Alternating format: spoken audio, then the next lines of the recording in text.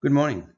This is Ravi, the sitting chairman of the Rockingham County Republican Committee, sharing with you some demographic information about the Rockingham County and the consequence of that on our priorities and action plan for the Rockingham County Republican Committee.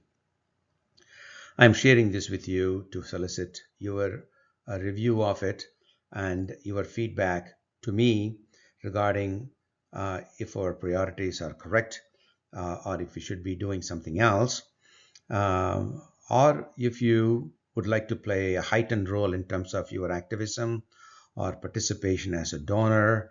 You can reach out to me and I will be able to follow up with you. My full contact information is available in the very last slide in case you don't have it. So, with that said, let's move forward. Rockingham County itself consists of 36 towns and one city. This is not the information that you don't know. Much of the information I'm going to present here might be information that you know in bits and pieces, but think of this as a place where everything has been pulled together. These 36 towns and one city are over 695 square miles of area, making Rockingham County the second most populous and the second most dense county in New Hampshire. Hillsborough County is the most populous county. The all of the New Hampshire seacoast is in the Rockingham County, and all of the border of New Hampshire with very liberal Massachusetts also lie along the southern boundary of the Rockingham County.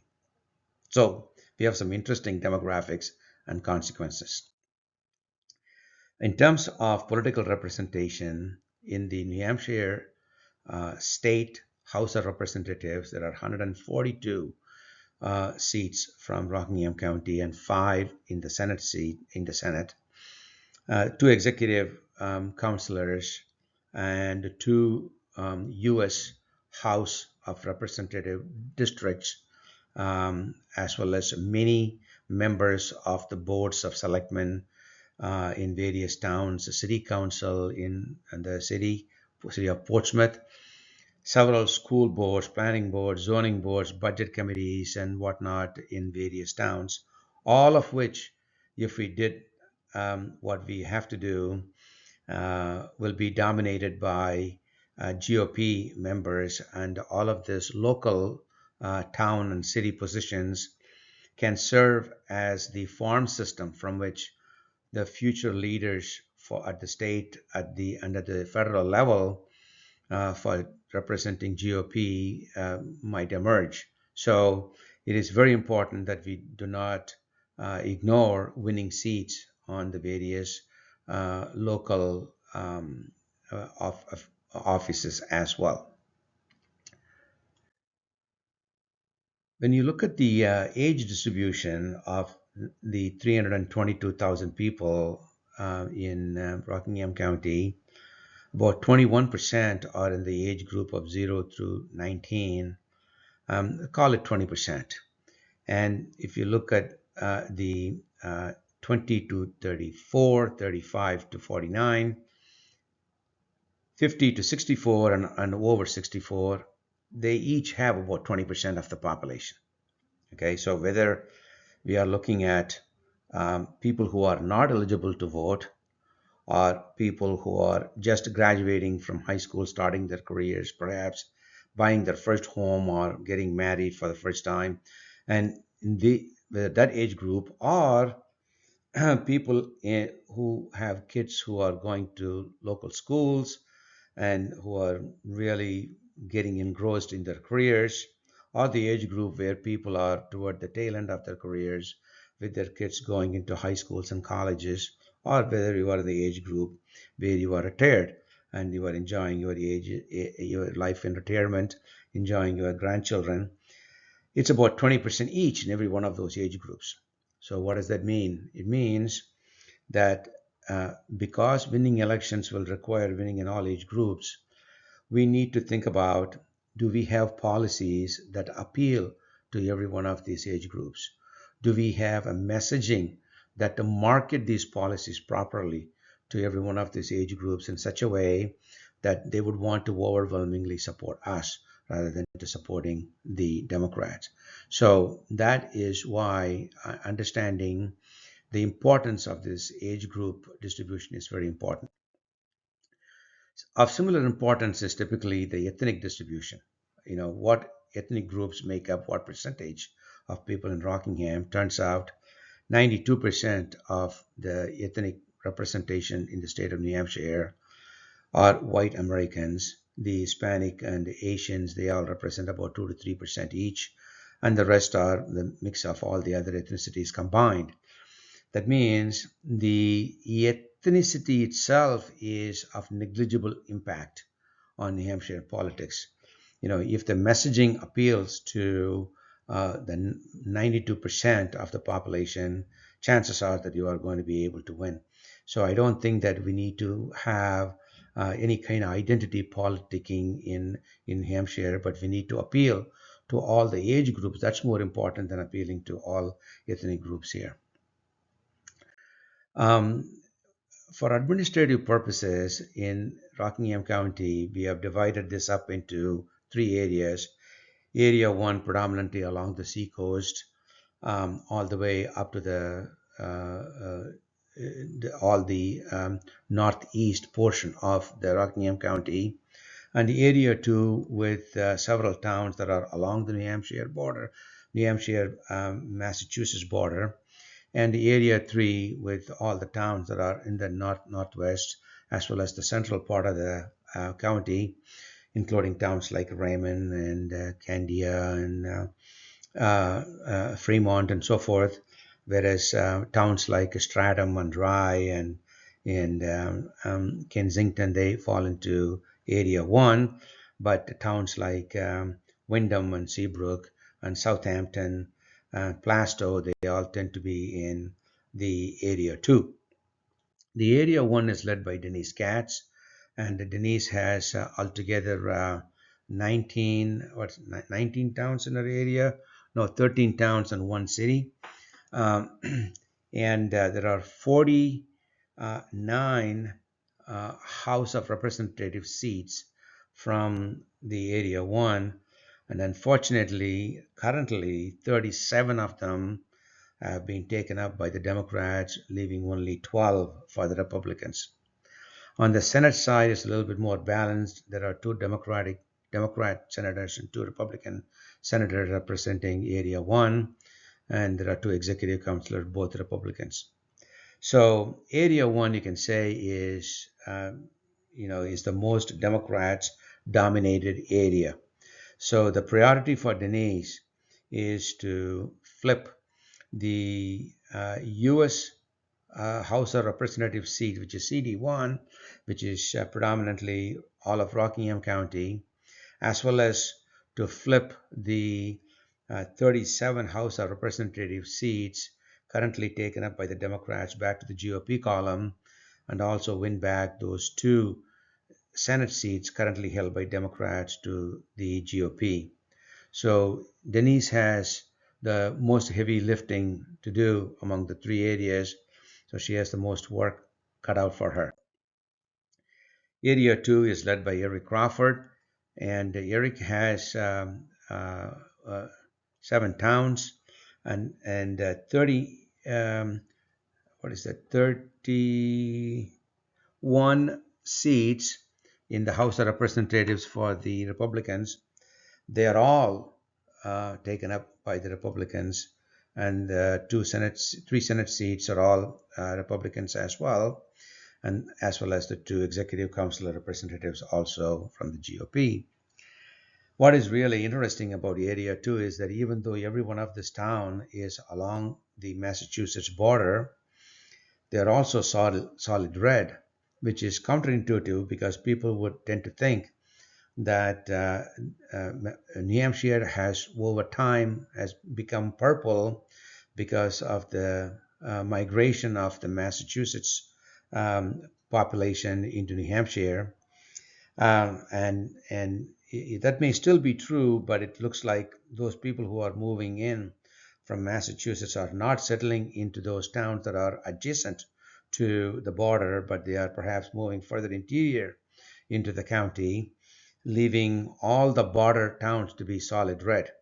Some other people have remarked that this may be people who very specifically exceeded the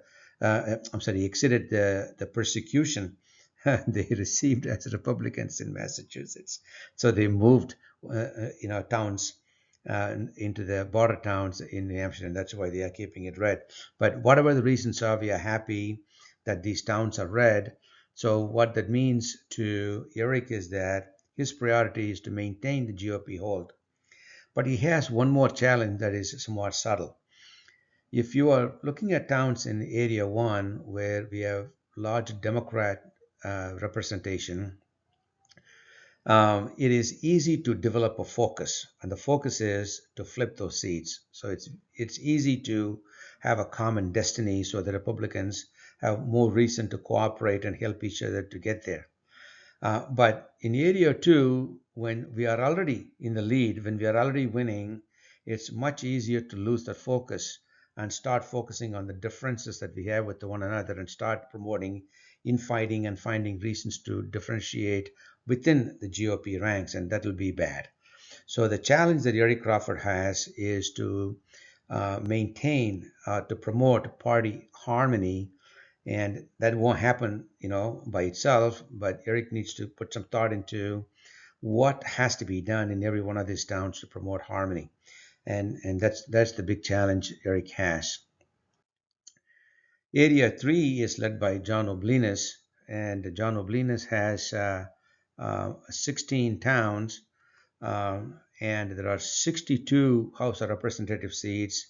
56 are taken up by Republicans, and 6 by Democrats. So even though there is some Democrat success here, but it is by and large GOP dominated, and the Senate and the Executive Council representation is entirely GOP, and we are very happy about that.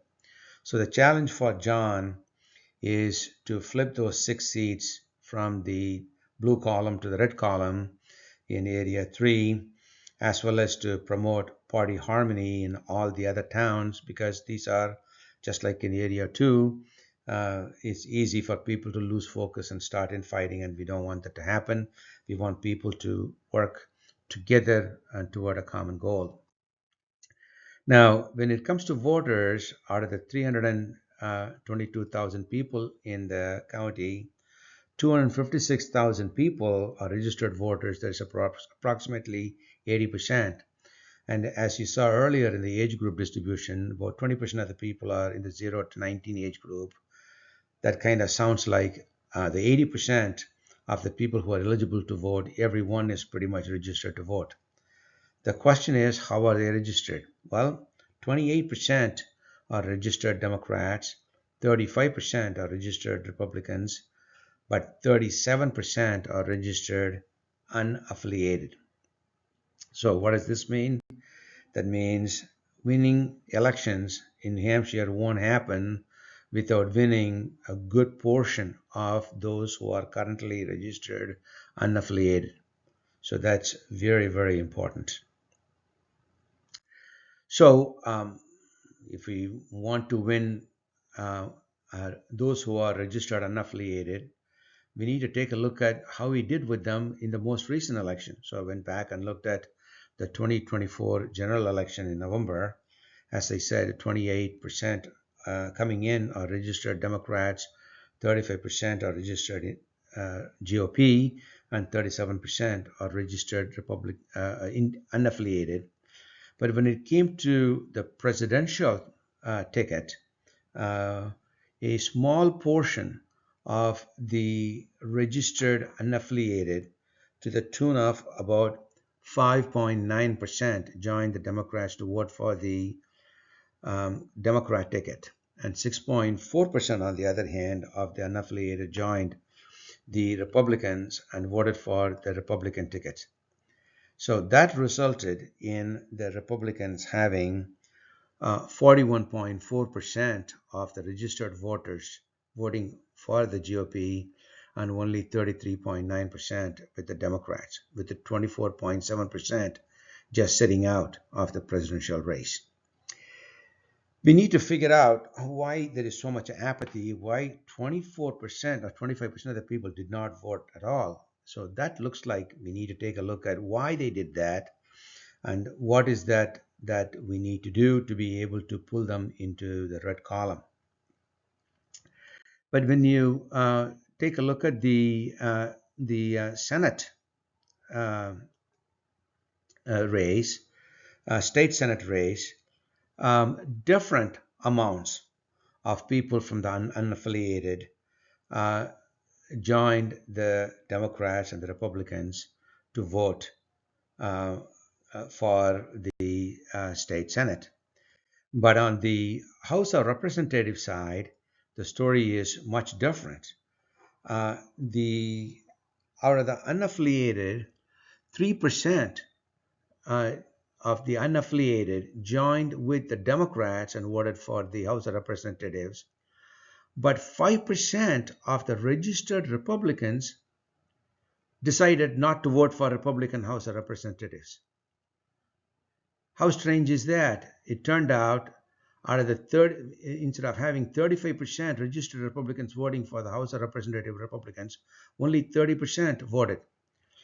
But 31% voted for the Democrat, three more than the 28% registered. Now, there's a caveat here.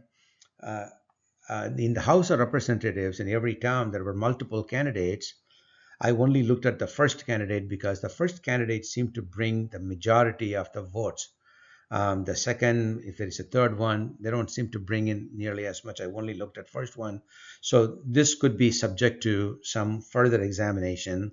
But just by looking at the House of Representatives first name on the ballot, it seems like the Republicans did not get as much support as did the Democrats, not only from their base, but also from the unaffiliated. So the question is, well, why? Why did it happen this way? Well, the takeaway message is that the independents or the unaffiliated take sides differently for different offices. They are not like monolithic. They take different, and both Republicans and the Democrats gained generally for the partisan and the Senate races. But when it came to House of Representatives, the Democrats won some of the unaffiliated, but the Republicans not only did not get any unaffiliated, but even lost some of their base. So why did it go this way? Well, these are my conclusions. Your conclusions may be different, and I would like to know what your conclusions are. But these are my conclusions. Number one, candidates matter. Okay? Because in the local races, I think that people look at the person very carefully more than anything else. I think that more than the actual politics and policies, they look at the person who is running. So the candidates matter quite a bit. So we need to find and put up really good candidates to run in the different races. And if we have been trying with the same candidate several times before, we may want to think about, is it sane to do the same thing again, or should we try to come up with a different candidate this time? So the work for that needs to start right now, not next year, because election year will go by too fast. So we need to, look at it right now. The campaigning matters as well. When it comes to campaigning, the first and the foremost is to have good policies. And we are convinced that we do have, the GOP has by and large very good policies. Our platform is very strong. And especially with the most recent revision that was done at the Republican National Committee, the Republican platform is really wide and opens the tent up for much of the unaffiliated to come join us. We just need to reflect that into the New Hampshire Republican Party platform as well. And once they are there, and even while they are getting there, we need to focus on our messaging so that we appeal to all the age groups so that they would want to join us.